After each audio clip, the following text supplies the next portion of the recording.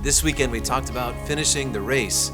We mentioned 5 ways to focus our attention on finishing well. And one of those things that we talked about was respecting and establishing guardrails in our lives.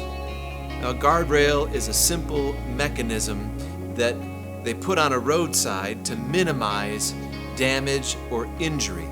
And intentionally now, they place the guardrail a healthy distance from the point of no return, whether that's around a hairpin turn or on a bridge or wherever else. The guardrail is placed a healthy distance from the danger zone. And so I want to key in on this as we run it back today. I'm going to read you a verse from 2 Timothy that the Apostle Paul is instructing his protege, this young man Timothy, where he says this. 2 Timothy 2, beginning in verse 22, he says, "Flee the evil desires of youth and pursue righteousness, faith, love, and peace, along with those who call on the Lord from a pure heart. Don't have anything to do with foolish or stupid arguments because you know they produce quarrels."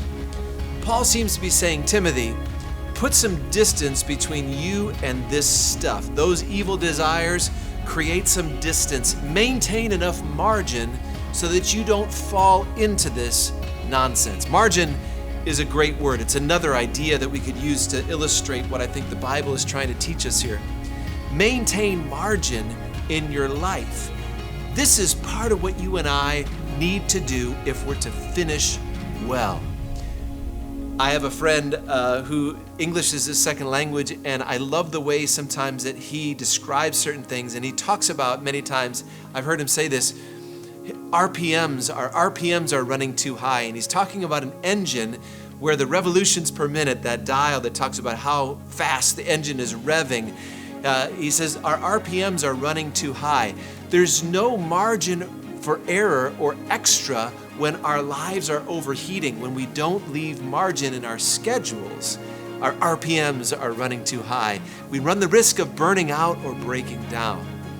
So maintain margin in your schedule. Maintain margin in your finances. It's hard, but try to leave margin for the unexpected and unwanted expenses that might come your way.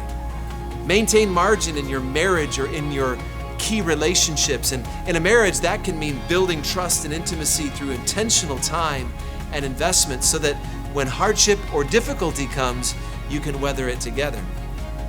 After so many years as a serial overcommitter, I can tell you that it's wise to maintain margin. I've had to work hard to try and establish this discipline because it's not easy, but it's so important. Look at what Ephesians chapter 5 tells us. I memorized this as a high school student. I remember being in a Bible study with some other high schoolers, and we memorized this verse, and I love it. It served me really well to have this committed to memory. It says, "Be very careful then how you live. Don't live like fools, but live like those who are wise. Make the most of every opportunity in these evil days. Don't act thoughtlessly, but understand what the Lord wants you to do." Wisdom is the decision-making standard in the Old Testament. We talked about it this weekend. And also in the New Testament, wisdom is the standard. Now, it's the decisions that I make. Wisdom helps me make decisions that keep me in the lane. If I'm in a race, running a race, and I step out of my lane, I can be disqualified. If I'm driving and I leave my lane, I could end up in a ditch or in an accident. That's why guardrails are there. When I'm driving, if I hit a guardrail, I might have to take my car to a repair shop, but it might save me a trip to the hospital. So you might say, man, that seems kind of extreme to establish these margins, these guardrails, talk about this stuff. And this weekend I shared some things that I think are healthy in relationships and other places to have as guardrails. And some people say, well, why do you need to go so extreme? I know where the lines are. But lines are different than guardrails. Knowing where the line is not the same as having a guardrail in place. Guardrails are designed to physically stop my car from going into the danger zone. Many times people get into accidents and they know where the line is, they just cross it anyways. They're going too fast. They weren't careful enough. And so they crossed that line into the danger zone. Listen, they might know where the line is in that conversation with that person at work that they're not supposed to flirt with, but they crossed that line anyway. They know that line, where that line is in that money issue, or with that substance that they know they struggle abusing. Listen, knowing where the lines are is different than having guardrails in place. So I want to ask you this: what mechanisms are in place in your life to ensure that you stay out of the danger zone? Have you established guardrails in your thought life, or in your family life, or in your professional life and commitments? Here's one simple guardrail that I think the Bible tells us, one simple strategy, maybe would be a better way to say this, that the Bible gives to us that we need to respect.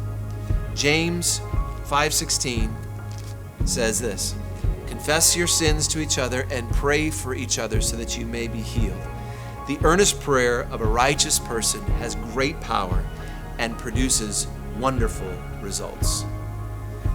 Now, you've heard about some of the guardrails, the examples of guardrails that we've talked about, and I hope you hear from other people who have wise barriers that keep them out of the danger zone. But I want you to see something here, what James is saying. We are only as safe as we are honest with others and with ourselves.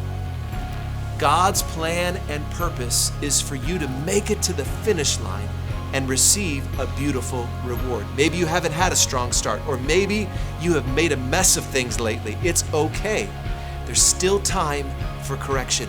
With God's help, with the encouragement and care of other Christ followers, and with wise guardrails in your life, I know you can finish well.